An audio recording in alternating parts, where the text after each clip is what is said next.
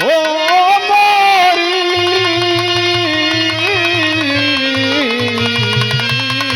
हो राम।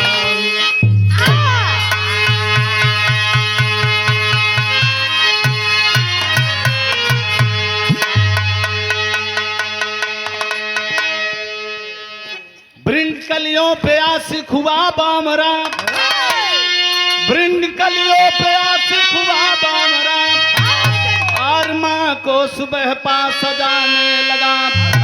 चांदनी जब भी लेती है अंगड़ाइयाँ, अरे एक अंकुर मधुर गीत गाने लगा। कामनी की छटा पे जहाँ लुट गया, ऐसे सारे जमाने को जादू है। ऐसे मौसम भरी जब सुपनखा हुई, जिस पे मोहित बहारों कर राज है।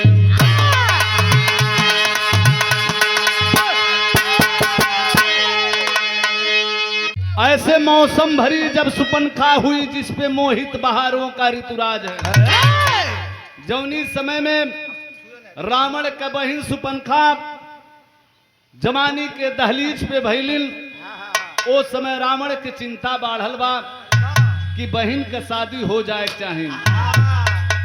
लेकिन रावण उस समय प्रतिज्ञा किया है, मैं उसी के साथ में मैं अपने बहन सुपनखा का शादी करूंगा जो हमसे बलवान होगा। रावण तो प्रतिज्ञा कर लिया, लेकिन यहाँ एक लाइन गीत बा। अब वह गीत का लाइन बा कौन? आदरणीय आप घनश्याम यादव फैलवा के पावन धरती से 51 रुपये का सम्मान हुआ। बाबा भोलेनाथ आपको सुखी रखे। आदरणीय आप श्रवण यादव दुबौली टेम्पू सर्विस आपके करकमलों द्वारा बहुत बहुत रुपये से सम्मान हुआ। बाबा भोलेनाथ आपको सुखी रखे।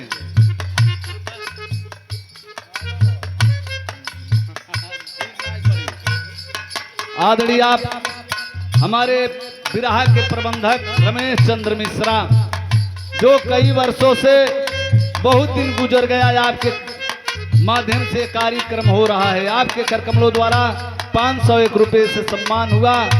2 बार 500 रुपये से सम्मान किए। बाबा भोलेनाथ आपको सुखी रखे।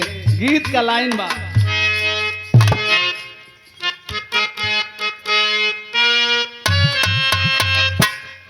सुन लिया है सभी मैंने,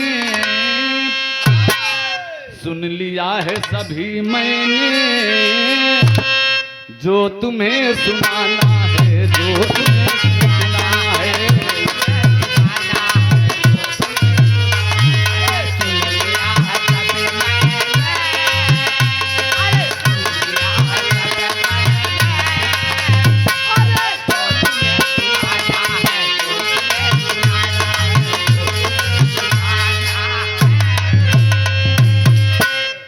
अरे सुन लिया है सभी मैंने, जो तुम्हें सुनाना है। अरे गैरों से मुहाबत है, अरे गैरों से मुहाबत है। अरे दर्द का बहाना है, दर्द का बहाना है।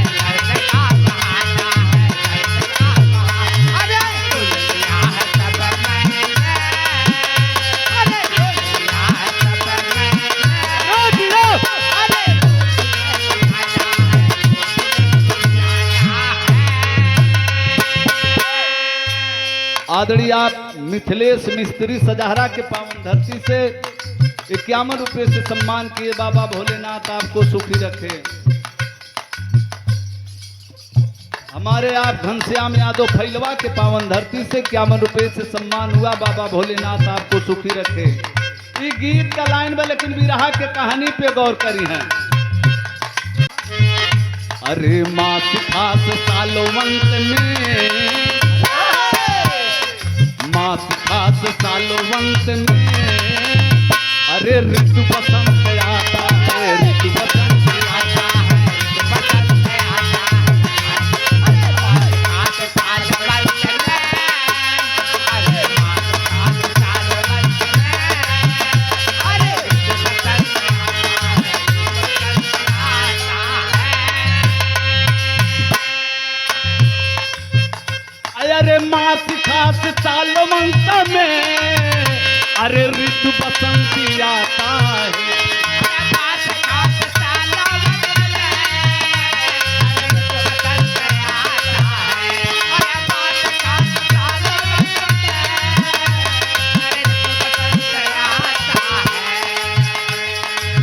आदरणीय आप देसाड़ के पूर्व प्रधान परमात्मा यादव जी के कार्यक्रमों के द्वारा 101 रुपये से सम्मान हुआ। बाबा भोलेनाथ आपको सुखी रखे। लेकिन हमारे बिरहा में कहना बाम, अरे मास खास सालों मंत में, अरे ऋतु बसंती आता है।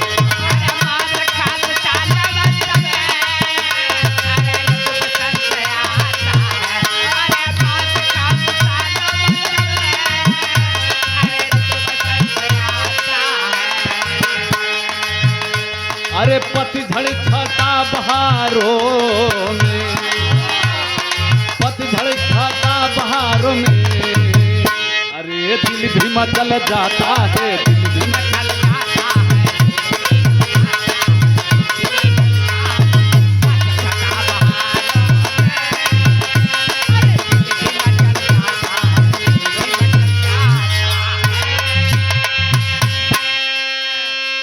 आदरणीय आप चुम्मन चौधरी देसाड़ के पावन धरती से 101 रुपये से सम्मान हुआ। बाबा भोलेनाथ आपको सुखी रखे। यही से हमारे बिरहा के कहानी शुरुआत बा कहना बा।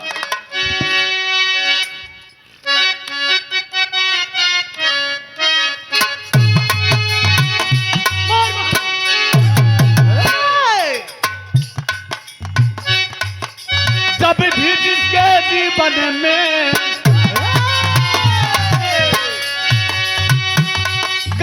बादल मड़राता, कोई लाख प्रश्न करे भी पर उसे काल खा जाता। लंका पति राजा रावण कर लिया प्रतिज्ञा भारी, जो मुझसे धोखा होगा चाहूँ मैं बहन कुमारी। पंखा बाला के दामन में दामन दम के, राधा से परी भरी गुलशन में गुलशन गम के।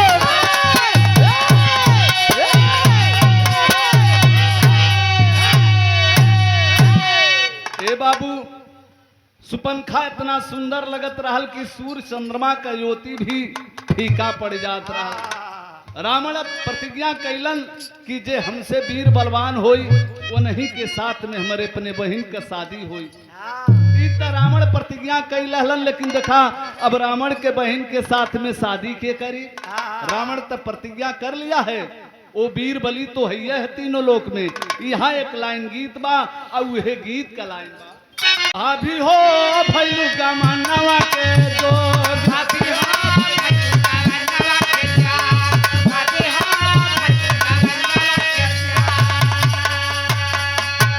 यह गीत का लाइन बा, लेकिन गाना का भाव बा कहना का बा, अरे रावण हो कैला प्रतिज्ञा बरियार,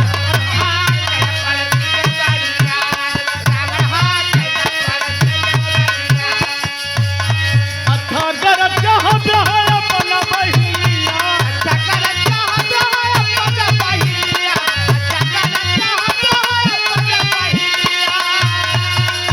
अरे नाय धोई लंका का संहार, रावण हो कैला प्रतिज्ञा बरियार।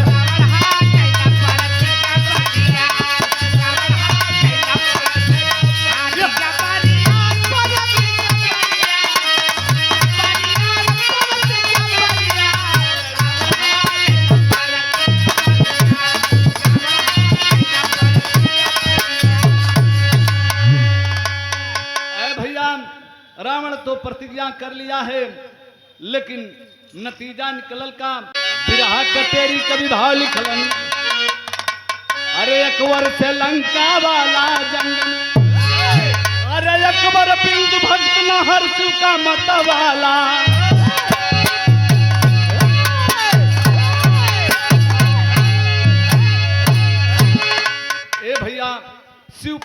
प्रमाण मिलता है कि रावण का परम पुजारी भोलेनाथ बाबा के भैया ना करा भैले बाती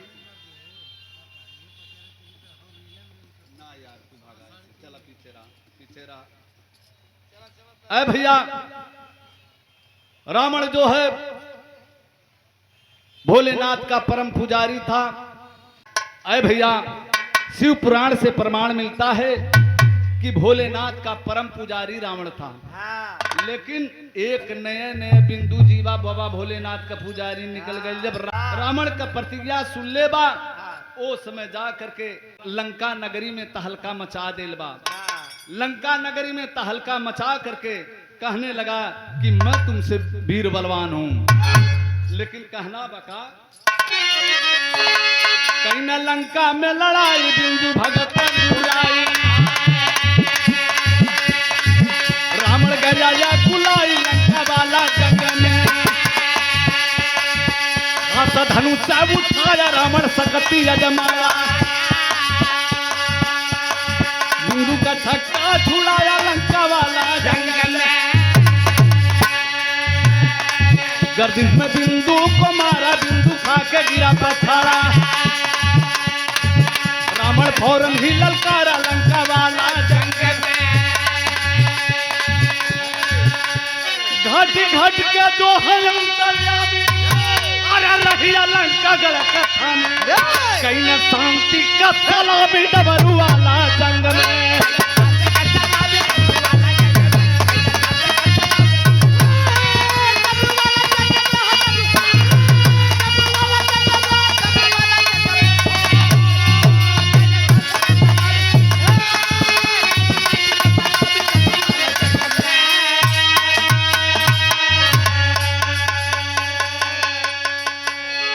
ए बाबू आदरणीय आप गुरु गणेश अखाड़े के बहुत सुंदर कलाकार, बहुत अच्छे कलाकार, बेलवा डाड़ी के पावन धरती से राजेश यादव, जिला संत कबीर नगर, आपके करकमलों द्वारा बहुत बहुत रुपए से सम्मान हुआ। आपसे बार बार नमस्कार बा। ए भैया रावण और बिंदु जीवा में लड़ाई छिड़ गई। जब लड़ाई भइल बा भोलेनाथ बाबा का कैलाश गिरी पर्वत डगमगा गई बा। भोलेनाथ बाबा कहलन हो देखा हमार दोनों चलवे लड़ गईलन तो कैलाश गिरी पर्वत छोड़ के चल रहे गुंजा जी। बाबा भोलेनाथ त्रिशूल लेकर के अपन आ गईलन। दोनों भक्त के मनावे लगन। कैसे मनौलन? तरज बदल।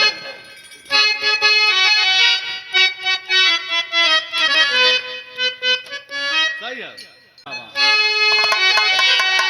अरे बोला जल बोला, अरे बोला जल बोला, अरे पपीहरा हरि के बोल जली बोला।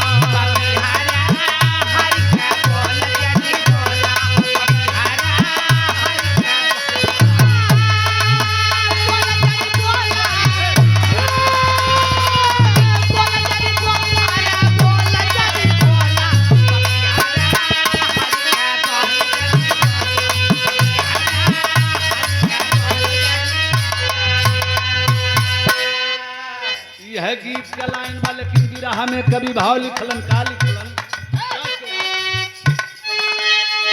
अरे बोल भोल बाबा, अरे बोल भोल बाबा, डमरुआ वाले बोल भोल बाबा।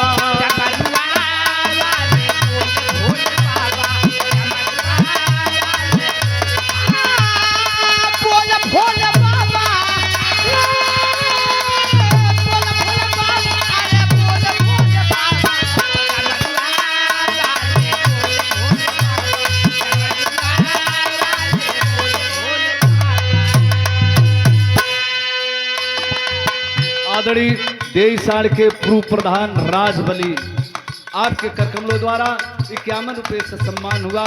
आपसे बार बार नमस्कार बा। लेकिन हमारी यह कहना बा, डमरुआ वाले बोले भोले बाबा का कहलन? अरे दोनों भगत हमारा मचवला तूफाना,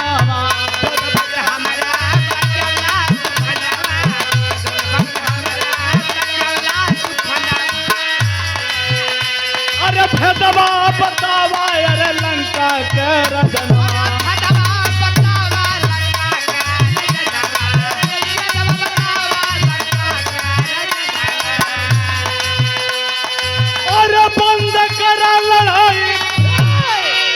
नहीं तो बाद में पछतावा डमरुआ वाले बोले भोले बाबा।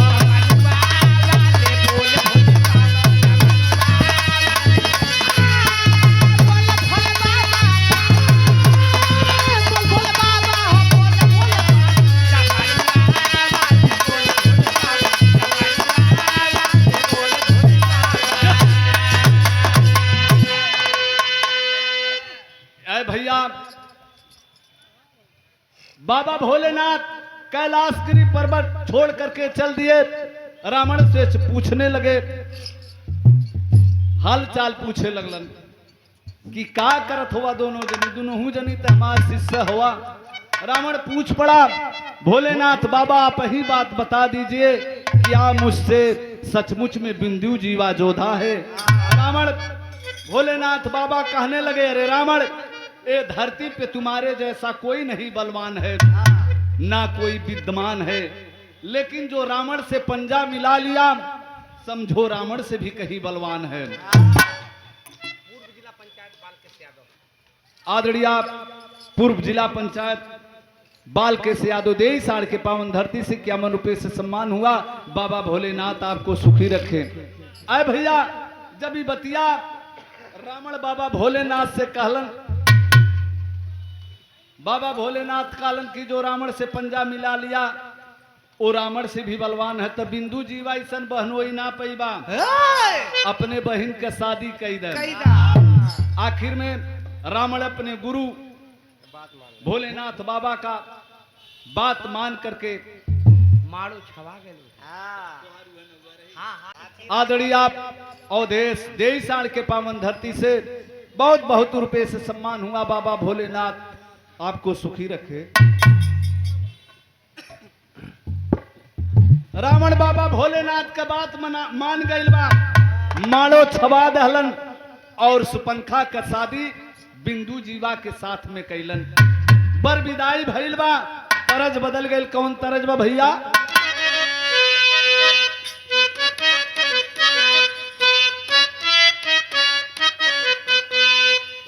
सही है। कौनो मेहरारू का मरद गजेड़ी रहा, गजवा के पेड़वा के सुहरा सुहरा कहतिया। का कहला? अरे हई रे गजवा, अरे हई रे गजवा, सैया भैना नाच बजवा, हई रे गजवा।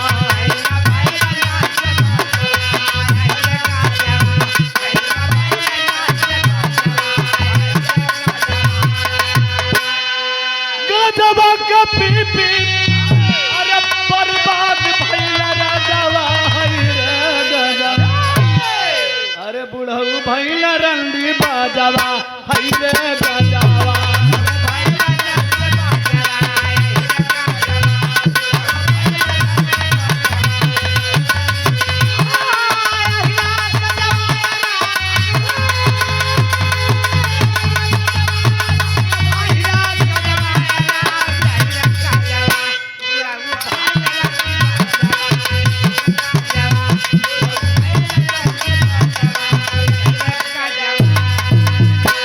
गीत का लाइन बा, लेकिन गाना का भाव बा। कहानी पे गौर करेंगे। सुपंखा और बिंदु जीवा का शादी हो गया, लेकिन देखिए सज धज करके अपने ससुराल में सुपंखा जाती है। कहना है, अरे ससुर गलिया, अरे ससुर गलिया, गैल बिंदु के संघरिया, ससुर गलिया।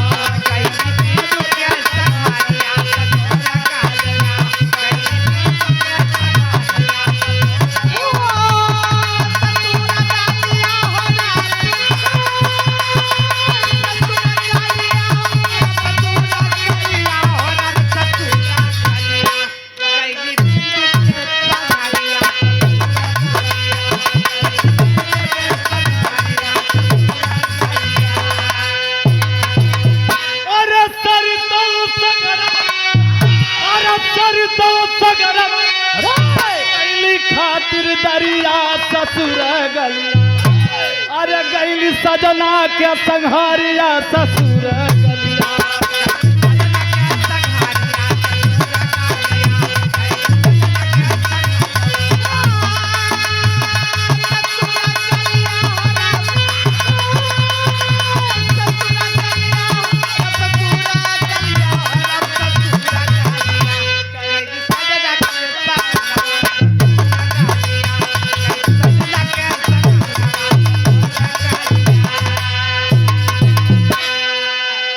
आदरणीय आप बड़े भाई त्रिभुवन यादव देश साण की पावन धरती से 51 रुपए से सम्मान हुआ। आपसे बार बार नमस्कार बा। ए भैया, सुपनखा दुल्हन बन करके अपने पति बिंदु जीवा के घर जाती है, कथा वार्ता सुनती है, रीति रिवाज के साथ में बहुत सब कुछ हुआ। नतीजा निकलल, कल तरज बदल गई बा।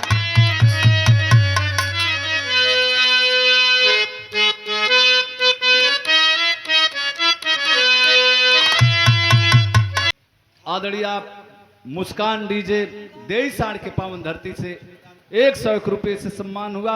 बाबा भोलेनाथ आपको सुखी रखे। लेकिन कहना है बा कि ठाड़े रहो मुरली वाले गगरिया घर धैले आई। और यह गीतिया के कुछ जिला में मेहरारू लोग गावे इनका अरे गेहुआ का पाल लई गसुगना, अरे गेहुआ का पाल लई गसुगना, बलम मोर लपसी बिन करत। गेहुआ का पाल लई गसुगना, गेहुआ का पाल लई गसुगना,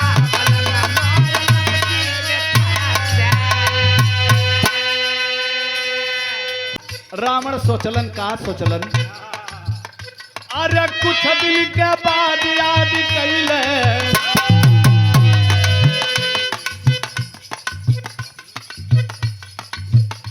आदरणीय हमारे छोटे लाल भाई सजहरा के पावन धरती से 100 रुपए से सम्मान हुआ। आपसे बार बार नमस्कार बा।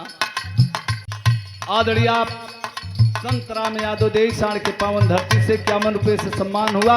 आपसे बार बार नमस्कार बाम। अरे कुछ दिन के बाद याद कैले, रमण भूप बहिनौ रे गइले।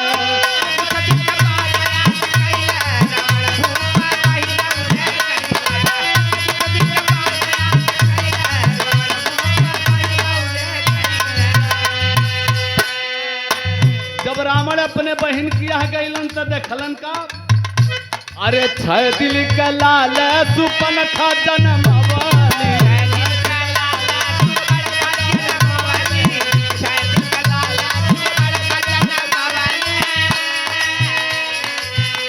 अरे मामा जी आइले गोदी में थमवली।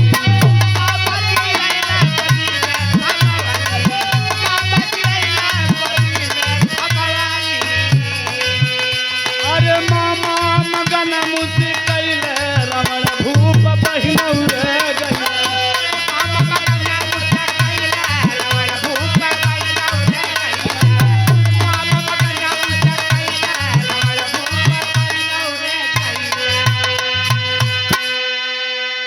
रावण अपने बहन के यहाँ गइलन सुपनखा के। ओ समय 6 दिन का लड़का रहल, गोद में रखलन। रावण पुलू लुलू कह के खिलावे लगलन।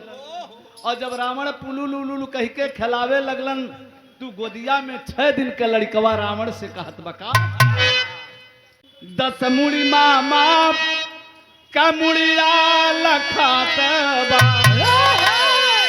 शिव पुराण से प्रमाण मिलता कि रावण के पास में 10 मूड़ी था, लेकिन 10 मूड़ी में गधे का मूड़ी था।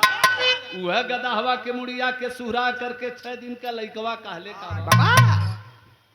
का। आदरणीय आप जगबली प्रजापति आपके करकमलों द्वारा बहुत बहुत रुपए से सम्मान हुआ। चरणों में थोची प्रणाम। ये हमारे गुरुदेव मखदूमपुर के पावन धरती से जय गुरुदेव जी के परम शिष्य राम तंवर प्रजापति आपके करकमलों द्वारा 51 रुपए से सम्मान हुआ। और 20 रुपया हारमोनियम वादक को। 6 दिन का लइकवा कहला 10 मुड़ी मामा का मुड़िया लखात बा, और गदहा का मुड़िया तनिक ना सोहात बा। ए मामा बड़ा सुंदर लगत हो, लेकिन 10 मुड़िया में से जौन गदहवा का मुड़िया बा, हमार मना कहत हो कि आपे के तलवरिया से आपका गर्दनवा उतार दे। रावण सोचने लगा कि सरवा 6 दिन के बाद हमार गर्दन काटे खातिर कहत हो, और जब 6 महीना का हुई तो भैने और मामा का ताल्लुकात ही का रखी। ए भैया रतिया में एक शंका समा गई का, अरे रावण के शंका समैले,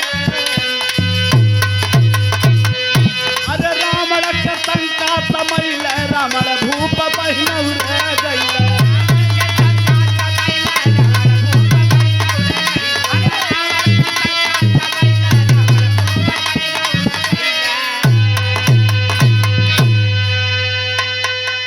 रावण के बहिन सुपनखा अपने भैया के खातिर साजबाज के साथ में बहुत बढ़िया बिस्तरा लगौली, लेकिन रात्रि के समय में रावण इसी बात को उत्पन्न करने लगा, सोचने लगा कि मेरा भाई ने मेरे गर्दन को काटने के लिए कह रहा है।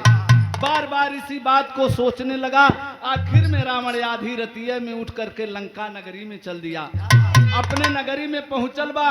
अब हिन कुछ दिन बीतल बा। रावण जौन बा एक दिन रात्रि के समय में अपने जीजा के घर यानी बिंदु जीवा के घर रात्रि के समय में चढ़ाई करके रावण अपने बहनों और बहने का कत्ल कर दिया। कत्ल करते समय सुपनखा अपने भाई को देख लेती है।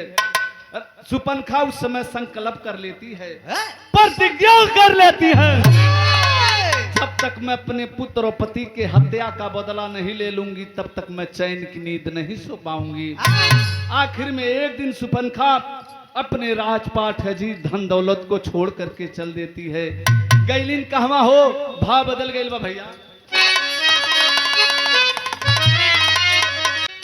अरे नारी विलाप करती रातों दिनवा बनवा बनवा, अरे नारी विलाप करती रातों दिनवा बनवा बनवा में, जाके पहुंची रघुबर के समनवा बनवा बनवा में।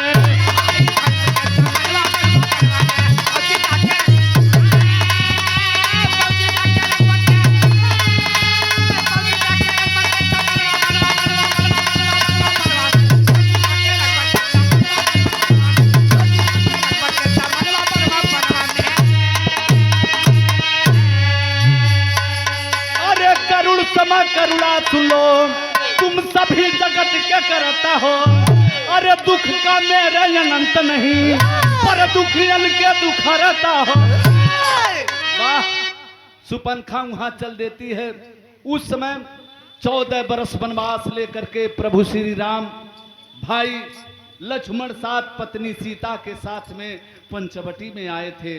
वहीं पे सुपनखा चल देती है, भगवान के चरणों में अपने मत्था को टेक करके सारी दास्ता को बतलाने लगती है। क्या अरे सभी सुनाई है सच्चा दस तनवा बनवा, अरे कहिया होई रावण का बधनवा बनवा बनवा।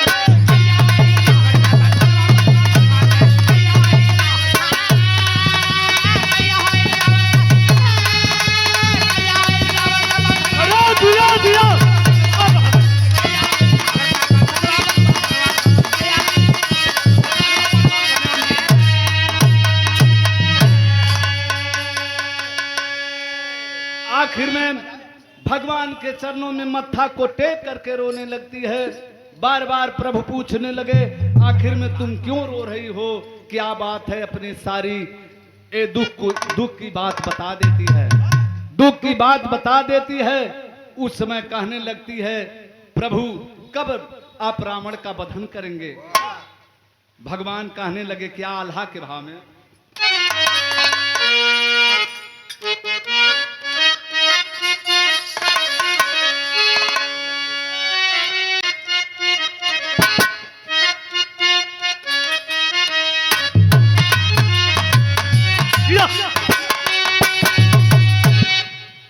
माने ना मनमल भागी,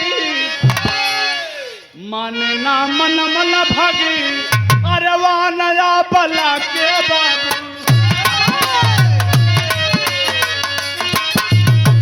विप्र हो रमनवा हमरे कुल का पूजमा,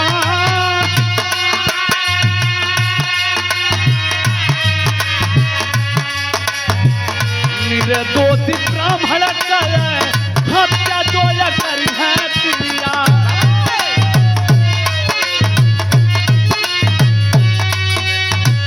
स्वर्ग में कहे ना मिली नर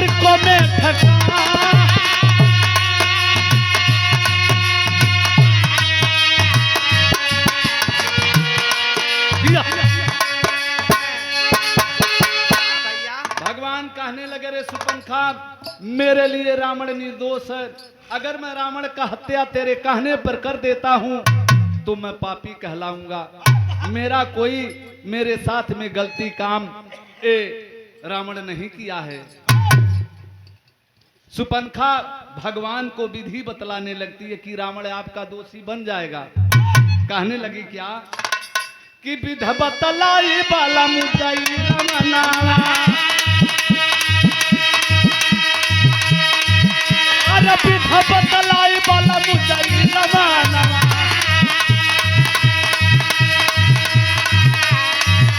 अरे नकिया कटवाला हमरो कीड़ा पानी धान,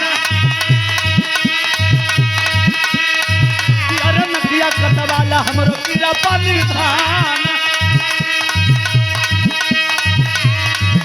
अरे दोषी बनी गई है अपने बहनी के घराना,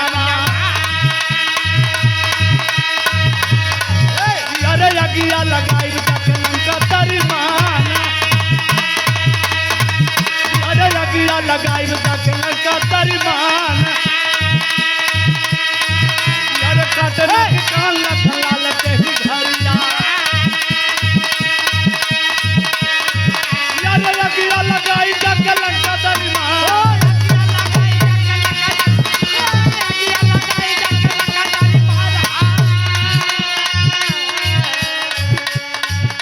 रावण पापी किया सीता का हरण, अरे लंकवा में डंकवा बजाए भगवान,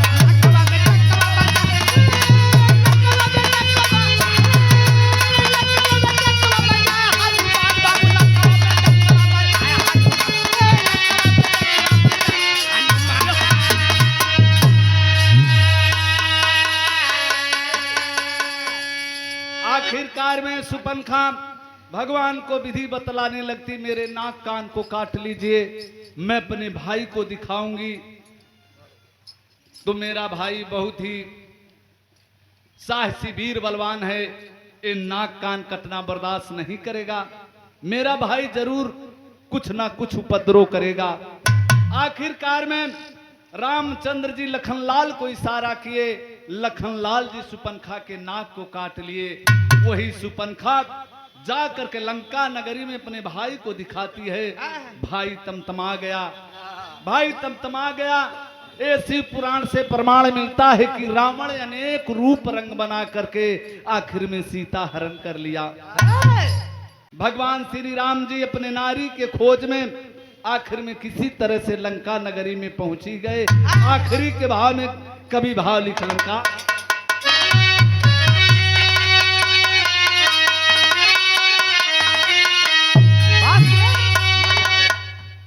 कहां से कैला पापड़।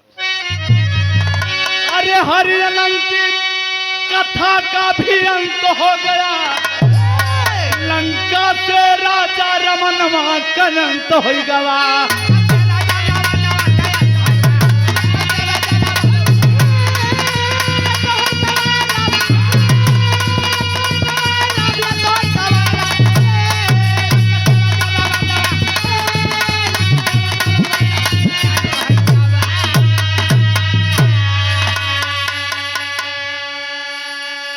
अरे 1 लाख बेटवा जकरे 1.25 लाख नाती, 1 लाख बेटवा जकरे 1.25 लाख नाती। हरि अनंत कथा का भी अंत हो गया, लंका से राजा रमनवा का अंत हो गया। आखिर में नारी की सीता के खोज में रावण का विध्वंस रामचंद्र जी ने किए। इसलिए कहना पड़ा कि 1 लाख बेटवा जकरे 1.25 लाख नाती, कोई ना जरवैया रहेगा उनके दिया बात।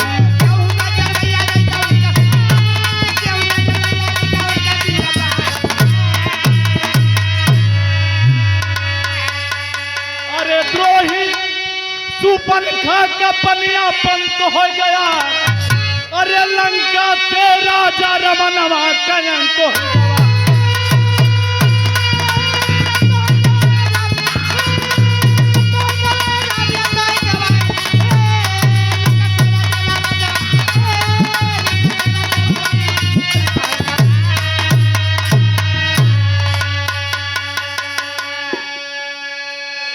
आखिर में रावण का विनाश हो गया।